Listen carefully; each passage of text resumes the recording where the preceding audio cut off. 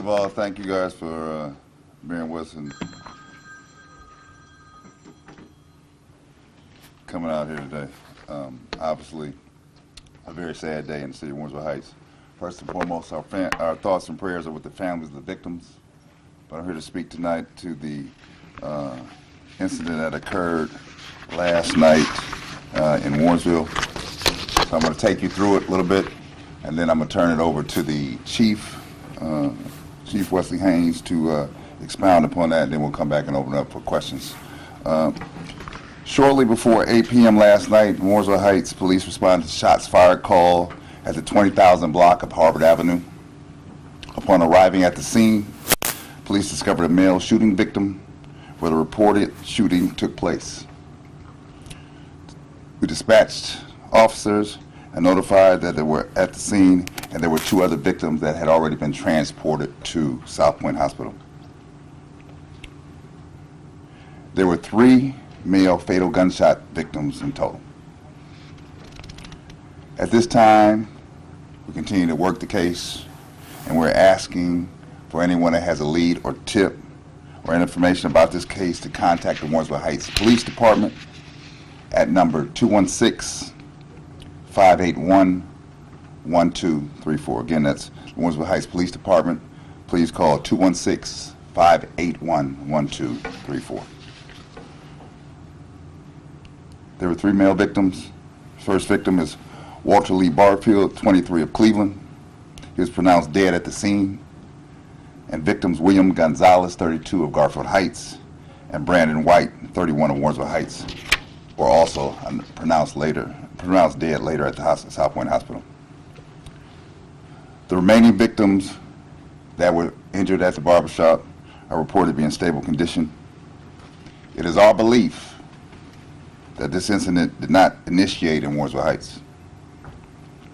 We want to thank the following communities who aided the department last night, including the cities of Cleveland, Shaker Heights, Beechwood, Bedford Heights, villages of Highland Hills, North Randall, and we want to thank the Cuyahoga County's Prosecutor's Office.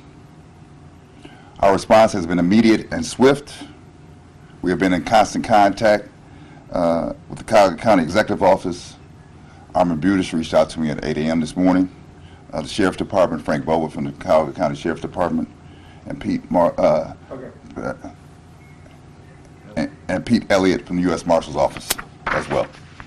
This is an ongoing investigation, and we at this time will continue to work this thing to the fullest of our abilities. Obviously, we do not want to see any incident like this occur in this fine city, but we are responding with appropriate and swift action. At this time, I'm going to turn it over to Chief Wesley Haynes, and then I'll return for questions at the end. Thank you, Mayor. Just to cover what the mayor just indicated. We had a suspect male enter the barbershop and began to shoot at the patrons inside. The reason at this point in time is unknown. It's an ongoing investigation.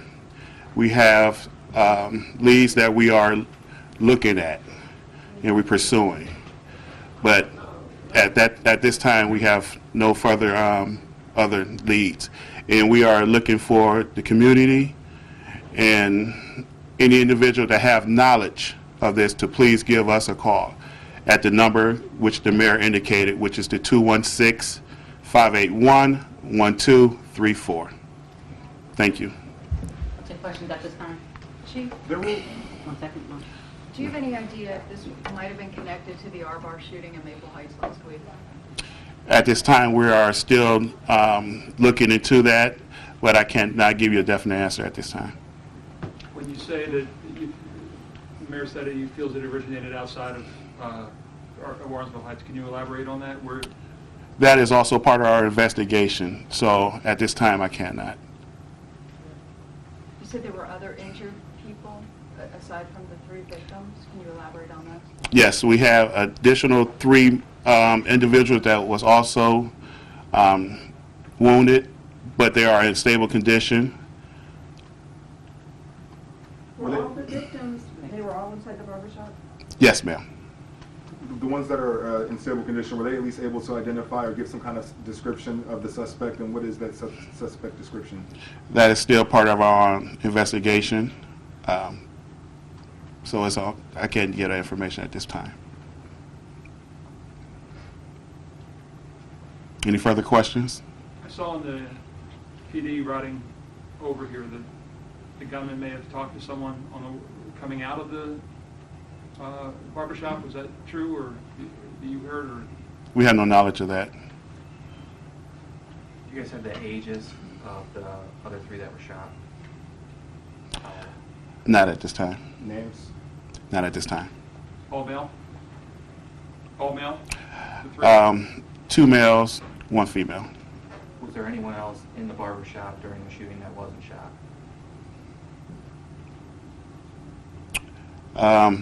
No. And when the suspect came in, did he say anything to anybody, or did he just open fire? Still part of that, our ongoing investigation. So we're still looking at it's the witnesses that we are speaking with. We're still, researching that. Chief, there's a surveillance camera that's outside at the store right next door. It's a restaurant, I believe.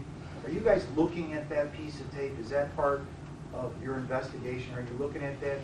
We are looking at all footage within that area. If it's that one, some other footage, we are canvassing that area and trying to retrieve all the footage we can to help us with this. Can you explain why you received mutual aid from the other departments? Because it was a serious incident, and we had, with our shift, we just required more assistance just to set up a perimeter and to detain, because it was a crime scene. In this community, we have a mutual aid relationship with a lot of communities around here. So we will respond when they call us, and likewise they will respond when we call them. So, Is there a description we can help get out of the person, the suspect? We will give that description probably sometime before the night is over with.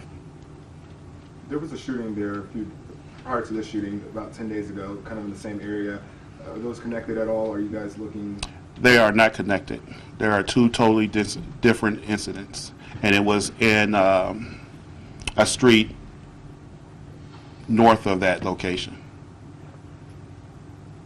Chief, were multiple weapons used by the suspect? Still a part of our investigation. Yes, that was some of the evidence that was obtained that's being processed now through BCI. Any idea how many shots were fired and the shells recovered?